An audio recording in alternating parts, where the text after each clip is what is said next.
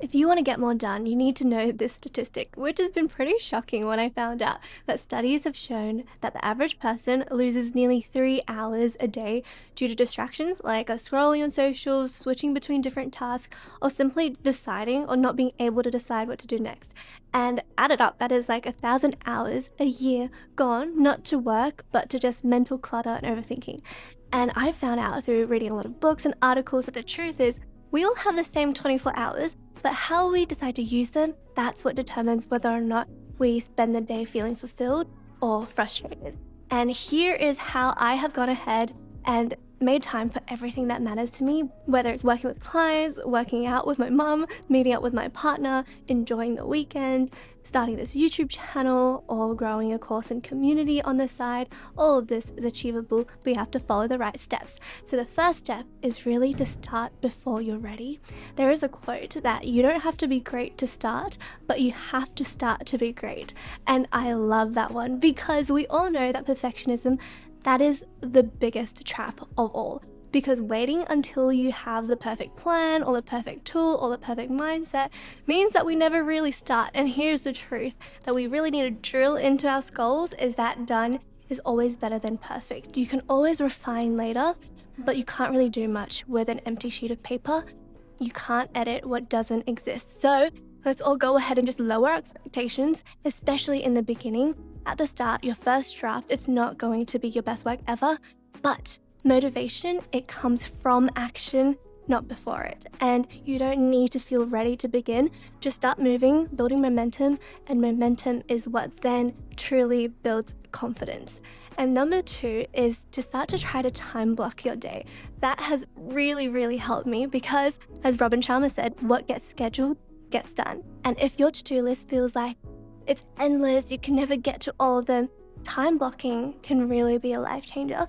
Because instead of reacting to a bunch of tasks that come, you can assign different chunks of time and set specific goals. And for me, I find 2 to 3 hour intervals work really well before your brain starts to switch off. So this is what I do. I literally just, in the morning, as soon as I wake up, I usually wake up around 7 o'clock, I get my makeup done, and I get out the door straight away. And I'm at a cafe by around 7:40, 7:45.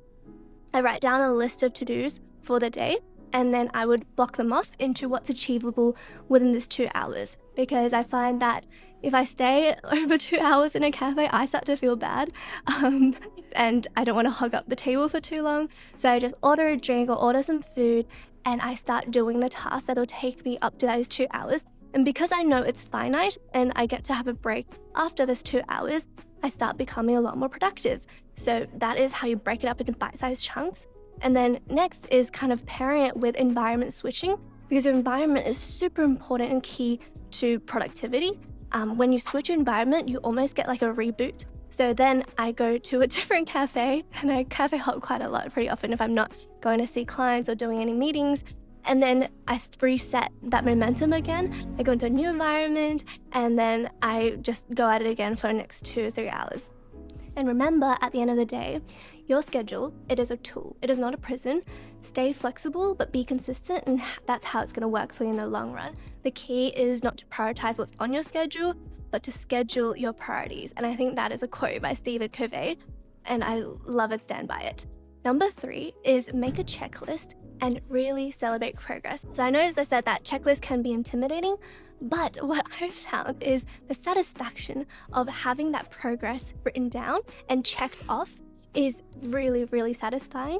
And as Peter Drucker said, what gets measured gets managed. So in the beginning of the day, for the first 10 minutes, I would just dump like every single thing that I need to do today, from the tiniest minor detail, like, booking an appointment or calling someone or responding to this email. I write down everything, and literally I just pick and choose what I want to tackle first. And usually it's the fastest thing. It's that 5-minute email response. It's that booking in this appointment. It's that scheduling this meeting. And I get to check things off super quickly, and that builds momentum. And each morning, I want you to go ahead and just write down a list of everything you need to do, and then check them off one by one. Physically on paper, don't type it. There's something about the sensation of crossing something off, checking something off, that really, really builds a lot of energy. Okay, tip number 4 is to follow your energy, not the clock. Work smarter, not harder. We all know this, but some people, they work really well in the morning. That's me. Like, I am super awake, energized in the morning. Past 5 p.m., 6 p.m., my brain literally switches off. So pay attention to when your brain naturally lights up, and that is your productivity window. So ask yourself, when do I feel the most creative? When do I start to lose focus? And what kind of work drains me versus fuels me? And then try to prioritize those hardest and most challenging things and tasks with when your brain is the most alive, and tackle those challenges first. Then try to design your schedule around that, especially if you're a freelancer like me and you're not limited by the 9-to-5 model. You don't have to play by those rules. And if your 2 p.m. slump is real, don't fight it. I have learned to take a quick nap and it literally resets my body. I feel like I'm turning one day into 2 days. I wake up after 26 minutes, which apparently is the most ideal. Apparently NASA astronauts use this as their nap time, that you don't fall into like a deep sleep, but it just gives you enough energy to get on with the second half of your day. Paying attention to your energy and energy management, that has honestly been such a huge game changer that I wish more people paid attention to. Okay, step 5 is the most practical ever, which is habit stack. And don't try to do everything all at once. I came across this quote, or maybe it's paraphrased by Aristotle, which says that we are what we repeatedly do. And excellence then is not an act, but an habit. And that makes so much sense, because you don't need to overhaul your life to get organized. You just need systems that stick. And so that's where you can try habit stacking. I first learned about this, I think, through James Clear's book, Atomic Habits, where you're trying to link a new habit to something you already do. For example, I didn't build my routine, my business overnight. It all grew one small habit at a time. I started off working with 1 client, and then 2 clients, and then 3 at a time, and then 4 at a time, and now I'm working with 5 clients.